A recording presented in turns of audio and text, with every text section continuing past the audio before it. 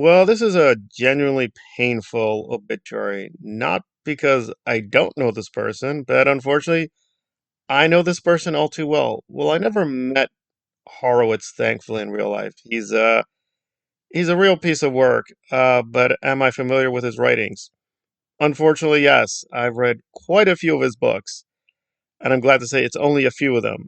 He wrote apparently over 50 books, and good God, this guy's just not a good writer. Oh, this is pretty much a waste of time. But I'm probably one of the very few who has actually trudged through these books carefully, and yeah, it's all kinds of nonsense. So the basic gist is Horowitz grew up in New York. He's Jewish. He's uh, he's a red diaper baby.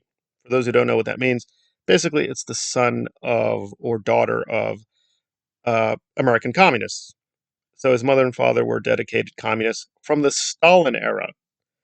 So he grew up very liberal, and he went to college and became more and more radical and very leftist and Marxist. Joined the anti-war movement, became even more radical, hooked up with the Black Panthers, the Black Panther, Huey P. Newton. And again, there is one, which ironically, I was thinking about this about a week ago, thinking about doing something on this. I'll probably do it for channel members, but a very tragic episode, which he's linked to. And that brings us to his big shift in the 1970s, becoming more and more right wing. He became explicitly right wing in the 1980s, and from then on, authored endless articles, essays, and books denouncing the American left, and then obsessively American Muslims and the alleged radical left, radical Muslim connection. And as someone who actually did anti war activism against the Bush administration, I could say, yes, some activists were complacent. I never met one of these alleged boogeymen who were like, yes, I don't like the CIA, I don't like Bush, therefore I'm for jihad. I never met one of those people. So a lot of this is political fantasy. And, okay, so he's a polemicist. Is it good? No, no. This is not Christopher Hitchens.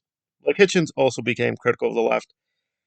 He took a lot of anti left positions, but, and I don't agree with him, he was wrong on many things, but Hitchens was actually a talented writer, and he's actually very good at debates. Now, he's not incredible. Sometimes his arguments were fallacious and terrible, but Hitchens was the real deal, right? He was actually a good polemicist, a good prose stylist. Horowitz is not. His writing is just incredibly childish. I mean, it's just super basic, and his polemical points are just like, "Do you denounce Hamas?" I'm just asking you now. Do you denounce the Hamas? Yeah, it's at that level of Joe McCarthyisms. And listen, I gave this stuff a trial. It's mostly a waste of time. Probably his best anti-left work is Destructive Generation, although there seems to be two versions of it. I think I read both, so it's very very puzzling. So there's some confusion with one of the books, and because I'm a big Chomsky fan, and I paid full price for the anti-Chomsky book, and it was really awful. I mean, it was very juvenile. I mean, I still admire Chomsky, but there's a lot to criticize. No doubt about it. There's a lot of legit areas to criticize, both his linguistic work and political work. They cover a few genuine criticisms, but yeah, it was mostly a waste of time. Probably the strongest one essay covered the Middle East and anti-Semitism. That was informative, but most of it was just really a waste of time. Just no real strong criticism. And I still remember this. I don't even have to look at the book. So Chomsky brings up that Nazis, which is true, were recruited by the CIA. Horowitz's response is, well, it was a defeated military. That's it? That's your big response? And, even his polemical stuff is like he was calling Chomsky the Ayatollah of anti Americanisms. Nice. Although Chomsky's famously atheistic, he still is. So, not clear. Again, if you're going to insult people politically, it has to have some overlap with what. Anyway, so yeah, not exactly brilliant. His main thing was hating Obama, hating the Clintons. I'm not a big fan of the Clintons or the Obamas. So it just seems like he has a really distorted idea of what's going on with the American left. And I know people who actually met him, and he's still, yeah, from their reports, pretty stupid, really, really stupid. So kind of a wasted life. He put out some allegedly good books on the Cold War. I was going through this time period of just plowing through everything on the Cold War, Vietnam, Korea. I didn't encounter his book. It's been cited. Read excerpts. Seems okay.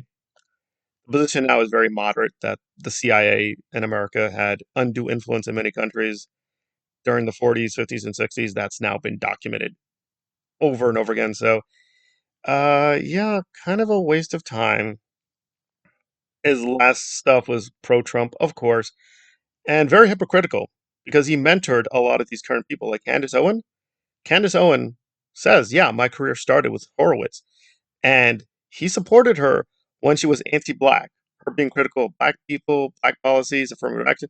Loved it. But then she became critical of Israel, and he's like, "Yeah, Candace, I don't know what's wrong with her." So yeah, not really a brave position that this guy took near the end of his life. I mean, really, just getting a lot of money defending billionaires. Not exactly brave. But still, is there a lot to call out with the American left? Yeah, there is an extreme woke left. There are genuine extremists who are stupid and crazy, and they can definitely be criticized. But he didn't do that. I mean, just his stuff is just so juvenile. Does he have a few nuggets and secrets? Yes, some shocking stuff, and I'm willing to share that with channel members.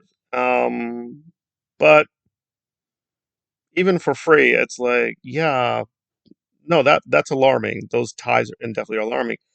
But its solution is to go to the radical right, which also has alarming ties to extremists and racists and fascists. Figure that one out. So, just very basic, not even conservative, very right wing reactionary. But hey, he's pro gay, guys. There you go. Kind of moderate on the gay thing. Thanks, thanks. But a person who seriously says that the Palestinian people are the worst, most morally sick people in the world, not a serious thinker. Again, there's much to criticize about the Palestinians. We're not talking about Turkey. We're not even talking about America or Germany. You know, Germany that had two world wars, or Turkey that had the Armenian genocide. I'm just not a serious person, not a serious writer, definitely not a serious thinker. He's not a political thinker at all. Does he make a few good polemical points here and there? Yeah, sure. There really are some pretty crazy, extreme left wing Muslims, left wing radical extremists. But in terms of solid criticism of the real radical left, like Chomsky, not really engaging with that at all. And again, there's a lot to criticize, although I do admire Chomsky and parts of the American left. So, yeah, kind of a wasted life. Very one note. But if you have to pay for these books, I'd have to say, yeah, Destructive Generation is. There's a small section worth going through, and I guess some of his early left wing work on the Cold War is going to still be cited. That is about it, but mainly a wasted life of just moronic polemics that don't go anywhere, don't mean anything, and were sometimes not even true. He just ran with rumors that were just not even true and debunked and later said, no, I'm not even a radical leftist, I'm a Republican. It's just, yeah, just a kind of a waste of time. But, and he's dead now. So there we are. Went from the American pro-communist left to the radical pro-Trump radical right. There you go. From communism to fascism. Make of that what you will. But from all I've gathered from other people, yeah, kind of a not a very intelligent guy, or not particularly compassionate either. Just kind of a moron. But he made a few good points in his life, but really just a few.